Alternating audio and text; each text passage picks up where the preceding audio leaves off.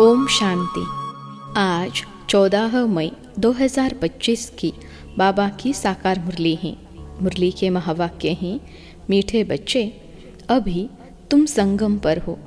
तुम्हें पुरानी दुनिया से ताल्लुक यानी नाता तोड़ देना है, क्योंकि यह पुरानी दुनिया अब खत्म होनी है। प्रश्न है, संगम की कौन सी विशेषता सारे कल्प से न्यारी है? उत्तर है, संगम की ही विशेषता है। पढ़ते यहाँ हो, प्रारब्ध भविष्य में पाते हो। सारे कल्प में ऐसी पढ़ाई नहीं पढ़ाई जाती जिसकी प्रारब्ध दूसरे जन्म में मिले। अभी तुम बच्चे मृत्यु लोक में पढ़ रहे हो, अमर लोक के लिए, और कोई दूसरे जन्म के लिए पढ़ता नहीं। गीत है, दूर देश का रहने वाला। ओम शांति। दूर देश का रहने वाला कौन? यह तो कोई भी जानते नहीं। क्या उनको अपना देश नहीं है जो पराये देश में आए हैं? वह अपने देश में नहीं आते हैं। यह रावण राज्य पराया देश है ना? क्या शिव बाबा अपने देश में नहीं आते हैं? अच्छा, रावण का परदेश कौन सा है और देश कौन सा है? शिव बाबा का अपना देश कौन सा है? पराया देश कौन सा है?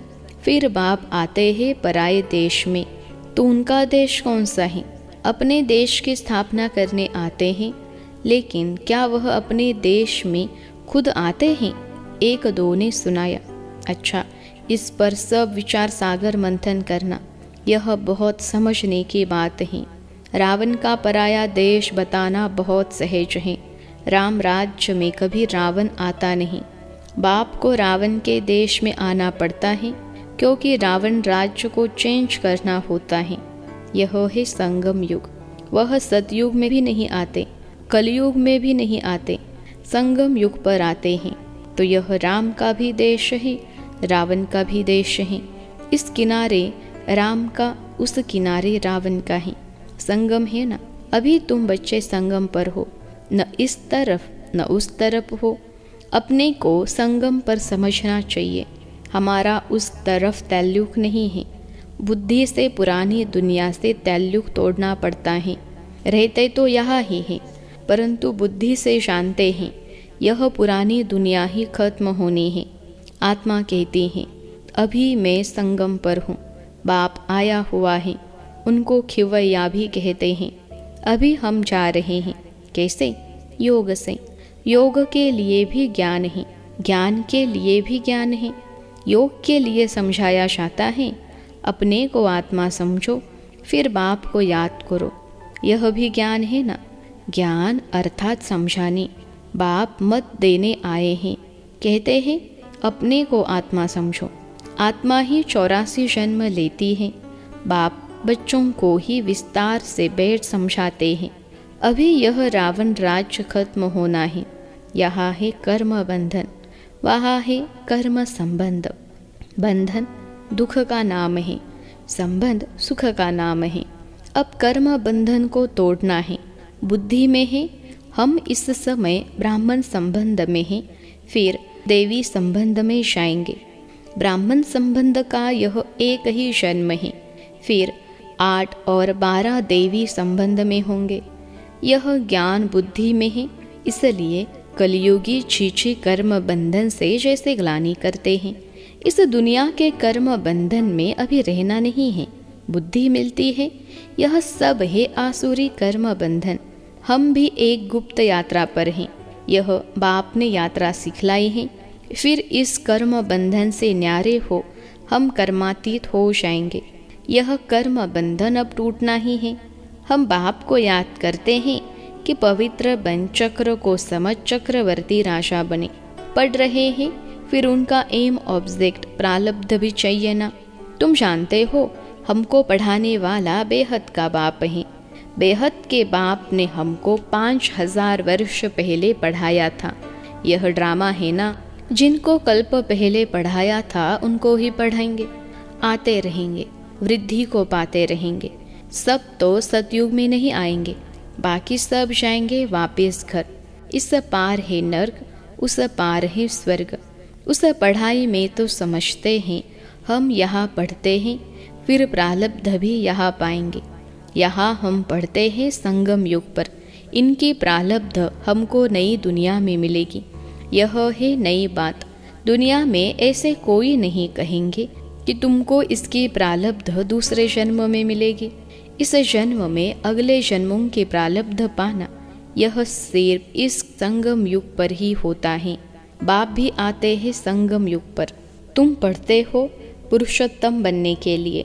एक ही बार भगवान ज्ञान सागर आकर पढ़ाते हैं नई दुनिया अमरपुरी के लिए। यह तो है कलयुग, मृत्यु लोक। हम पढ़ते हैं सतयुग के लिए, नरकवासी से स्वर्गवासी होने के लिए। यह है पराया देश, वह है अपना देश। उस अपने देश में बाप को आने की दरकार नहीं है। वह देश बच्चों के लिए ही है। वहाँ सतयुग में रावण का आना नहीं होता है। रावण गुम हो जाता है, फिर आएगा द्वापर में तो बाप भी गुम हो जाता है। सतयुग में कोई भी उनको जानते नहीं, तो याद भी क्यों करेंगे। सुख की प्रारब्ध पूरी होती है तो फिर रावण राज्य शुरू होता है। इनको पराया देश कहा जाता है। अभी तुम समझते हो हम संगम युग पर हैं। हमको रास्ता दिखलाने वाला बाप मिला है। बाकी सब धक्के खाते रहते हैं। जो बहुत थके हुए होंगे, जिन्होंने कल्प पहले रास्ता लिया होगा, वह आते रहेंगे। तुम पंडे सबको रास्ता बताते हो। यह है रूहानी यात्रा का रास्ता। सीधा चले जाएंगे सुखधाम। तुम पंडे पांडव संप्रदाय हो। पांडव राज्य नहीं कहेंगे। राज्य न पांडवों को न कौरवों को है। दोनों को ताज नहीं है। भक्ति मार्ग में दोनों को ताज दे दिया है। अगर दे भी तो कौरवों को लाइट का ताज नहीं देंगे। पांडवों को भी लाइट नहीं दे सकते, क्योंकि पुरुषार्थी हैं। चलते चलते गिर पड़ते हैं, तब किसको देवे। इसलिए यह सब निशानी विष्णु को दी है, क्योंकि वह पवित्र हैं। सतयुग में सब पवित्र संपूर्ण निर्विकारी होते हैं। पवित्रता की लाइट का ताज है। इस समय तो कोई पवित्र नहीं है। सन्यासी लोग कहलाते हैं कि हम पवित्र हैं, परंतु दुनिया तो पवित्र नहीं है ना। जन्म फिर भी विकारी दुनिया में ही लेते हैं। यह है रावण की पतितपुरी। पावन राज्य सतयुग नई दुनिया को कहा जाता है। अब तुम बच्चों को बाप बागवान कांटों से फूल बनाते हैं। वह पतित पावन भी है, खिवैया भी है, बागवान भी है। बागवान आए हैं कांटों के जंगल में। तुम्हारा कमांडर तो एक ही है। यादवों का कमांडर चीफ शंकर को कहे। यूँ तो वह कोई विनाश कराते नहीं हैं। जब समय होता है तो लड़ाई लगती है। कहते हैं शंकर की प्रेरणा से मूसल आदि बनते हैं। यह सब कहानियाँ बैठ बनाई हैं। पुरानी दुनिया खत्म तो ज़रूर होनी है। मकान पुराना होता है तो गिर पड़ता है। मनुष्य मर जाते हैं। यह भी पुरानी दुनिया खत्म होनी है। यह सब दब कर मर जाएंगे। कोई डूब मरेंगे, कोई शौक में मरेंगे। बॉम्ब शादी की जहरीली वायु भी मार डालेगी। बच्चों की बुद्धि में है कि अभी विनाश होना ही है। हम उस पार जा रहे हैं। कलयुग पूरा हो, सतयुग की स्थापना जरूर होनी है। फिर आधा कल्प लड़ाई होती ही नहीं। अभी बाप आए हैं पुरुषार्थ कराने। यह लास्ट चांस है। देरी की तो फिर अचानक ही मर जाएंगे। मौत सामने खड़ा है। अचानक बैठे बैठे मनुष्य मर जाते हैं। मरने के पहले तो याद की यात्रा करो। अभी तुम बच्चों को घर जाना है, इसलिए बाप कहते हैं बच्चे घर को याद करो। इससे अंतमति सोगति हो जाएगी, घर चले जाएंगे। परंतु सिर्फ घर को याद करेंगे तो पाप विनाश नहीं होंगे। बाप को याद करेंगे तो पाप विनाश हो और तुम अपने घर चले जाएंगे। इसलिए बाप को याद करते रहो। अपना चार्ट रखो तो मालूम पड़ेगा सारे दिन में हमने क्या किया। 5-6 वर्ष की आयु से लेकर अपनी लाइफ में क्या क्या किया वह भी याद रहता है। ऐसे भी नहीं सारा टाइम लिखना पड़ता है, ध्यान में रहता है। बगीचे में बैठ बाप को याद किया। दुकान पर कोई ग्राहक नहीं है, हम याद में बैठे रहें। अंदर में नोट रहेगा। अगर लिखने चाहते हो तो फिर डायरी रखनी पड़े। मूल बात है ही यह, हम तमो प्रधान से सतो प्रधान कैसे बने, पतित दुनिया के मालिक कैसे बने, पतित से पावन कैसे बने। बाप आकर यह नॉलेज देते हैं। ज्ञान का सागर बाप ही है। तुम अभी कहते हो बाबा हम आपके हैं, सदैव आपके ही हैं, सिर भूल कर देह अभिमानी हो गए हैं। अभी आपने बताया है तो हम फिर देही अभिमानी बनते हैं। सतयुग में हम देही अभिमानी थे, खुशी से एक शरीर छोड़ दूसरा लेते थे। तो तुम बच्चों को यह सब धारणा कर फिर समझाने लायक बनना है तो बहुतों का कल्याण होगा। बाबा जानते हैं रामा अनुसार नंबरवार पुरुषार्थ अनुसार सर्विसेबल बन रहे हैं। अच्छा, किसको झाड़ आदि नहीं समझा सकते हो? भला यह तो सहज है ना, किसको भी बोलो तुम अपने को आत्मा समझ बाप को याद करो, यह तो बिल्कुल सहज है। यह बाप ही कहते हैं मुझे याद करो तो विकर्म विनाश होंगे, और कोई मनुष्य कह न सके सिवाय तुम ब्राह्मणों के, और कोई न आत्मा को न परमात्मा बाप को जानते हैं। ऐसे ही सिर्फ कह देंगे तो किसको तीर लगेगा नहीं। भगवान का रूप जानना पड़े। यह सब नाटक के एक्टर्स हैं। हर एक आत्मा शरीर के साथ एक्ट करती हैं।